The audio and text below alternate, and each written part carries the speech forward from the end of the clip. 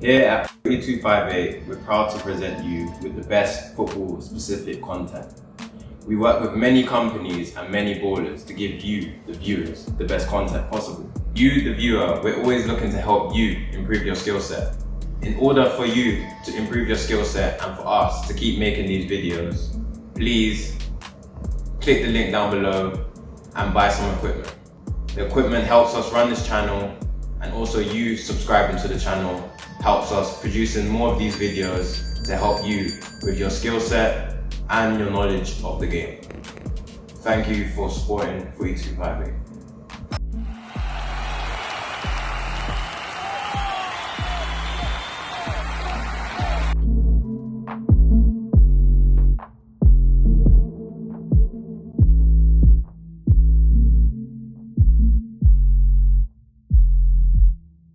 Top four predictions.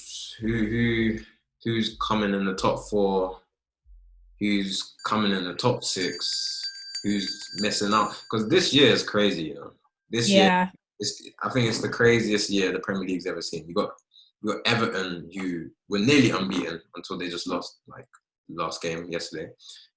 You got Leicester, who are picking up form again. You got Wolves. You got Aston Villa.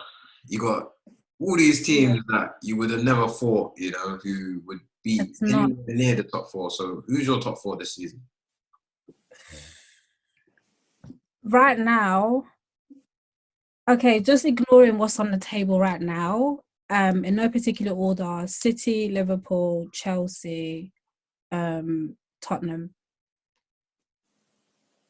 And mine is City, Liverpool, Chelsea, United. I'm trying to think.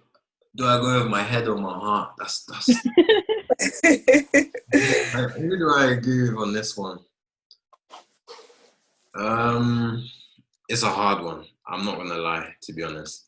I feel like Man United, they just need to sort out.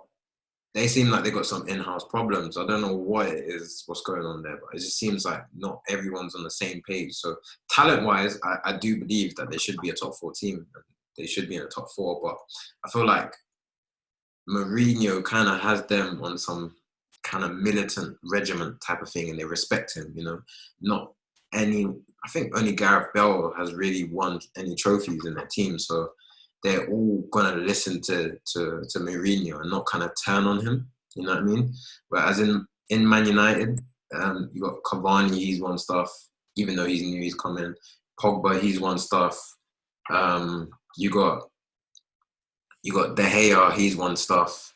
You know, like there's a lot of, you know, heads in that change room who've won things, and they might not be agreeing with what their, you know, unexperienced manager is doing. So I don't know. It's gonna be a tough one. I don't know.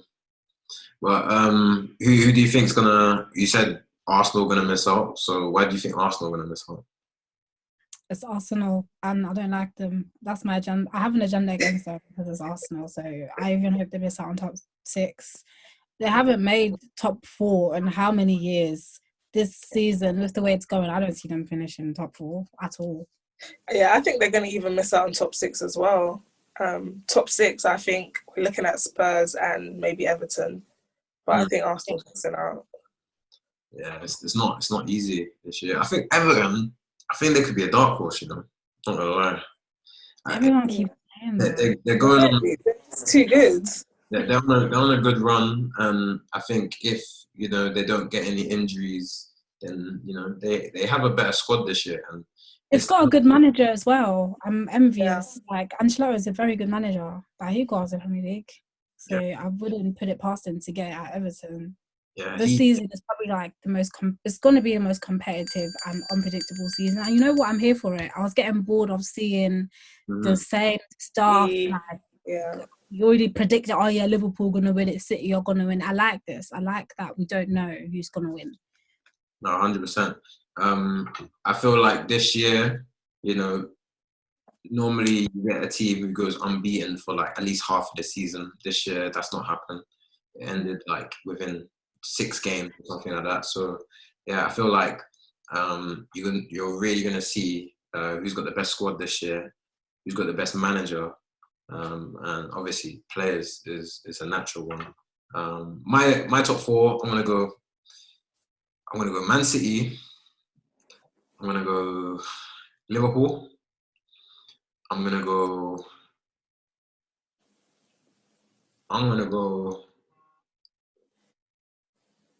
Tottenham, Everton. Oh, That's okay.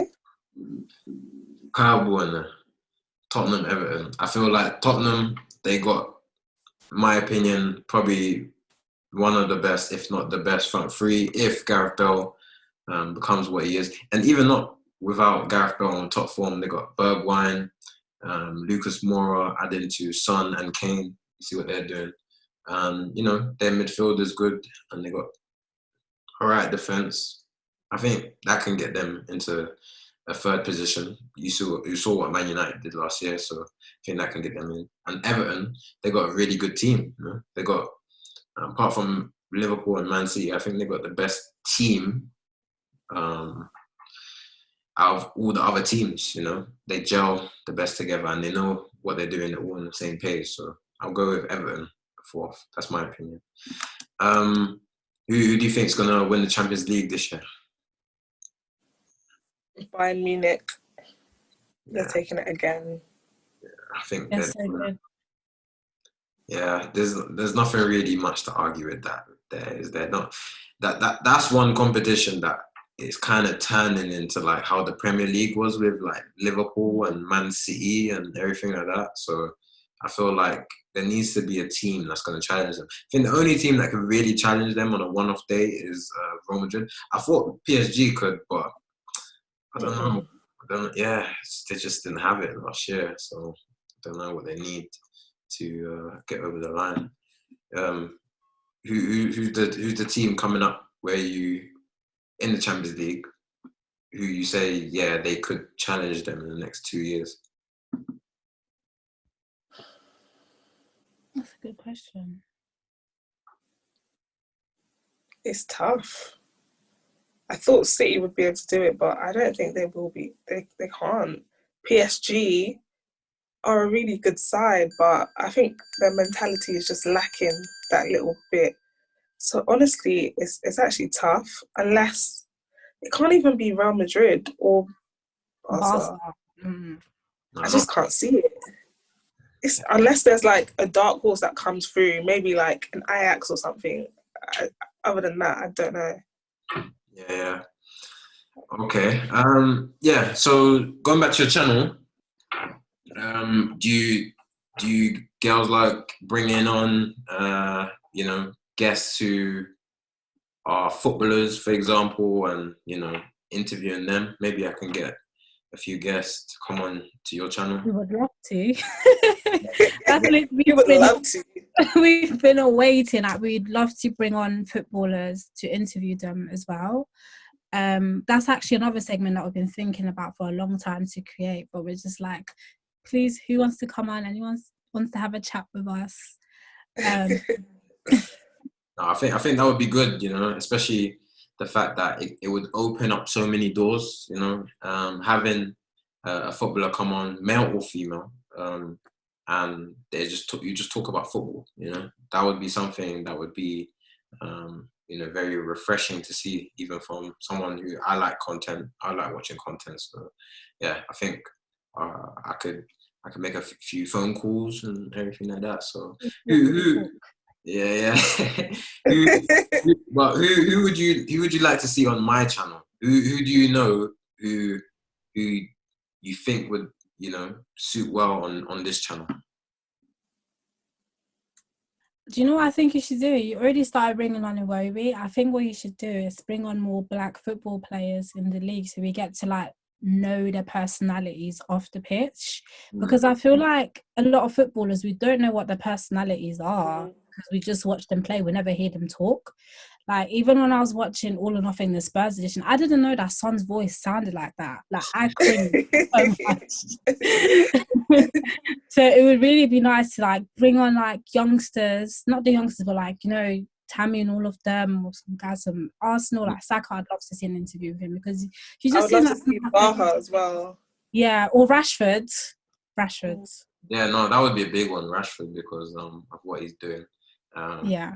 Alex, I have a very good personal relationship with him, so it wasn't the hardest thing. But other footballers, well, before I actually started the channel, I had the problem of, you know, putting the idea out there, and you know, they were kind of nervous to the fact that, you know, they don't want people to say this about them and that about them, because I always said, you know, if I was to do this, we have to do it properly. Like, I'm not going to be a Sky Sports interviewer, you know, asking you stiff questions. You know, it's going to be questions that, you know, it's a conversation. You know, it's something that we're talking about, and we're being open here. You know, and that's a whole different ball game in itself. You know, you got to deal with their, you know, their management team, their PR team, and everything like that. So there's a lot of stuff that obviously you don't see, but you know, I feel like me doing this, I just want to get the personality of footballers out there a bit more. I feel like,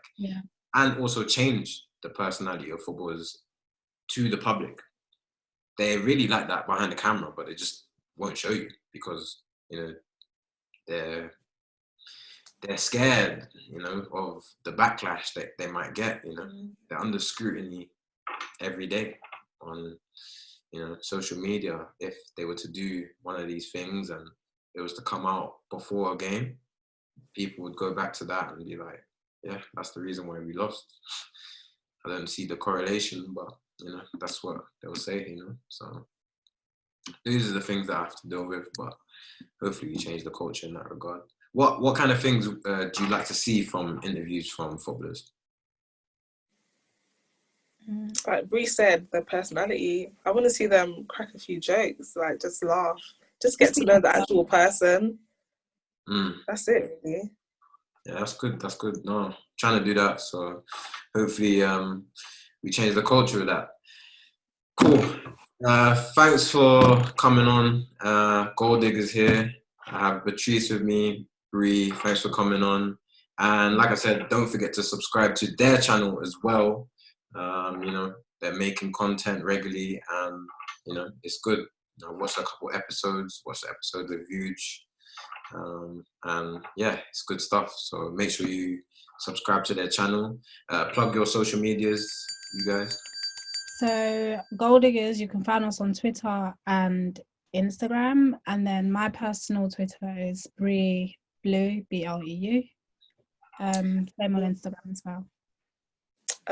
My @ is right there, Bookie_Beatrice, Twitter and Instagram. And yes, subscribe to Gold Diggers UK on YouTube. We're almost at 1,000 subscribers, so it's close. Guys, listen, you heard it here first. Make sure that link down below, you click theirs. Actually, you click theirs before you click ours. I'm just a nice guy like that, so you go do it. You know, you're already here watching our video, so you know you can subscribe later. Just make sure you subscribe to their channel first. All right, cool. That was me, Jordan Antonio Brown, FOOTY258, signing up. For more content like this, like, share, and subscribe.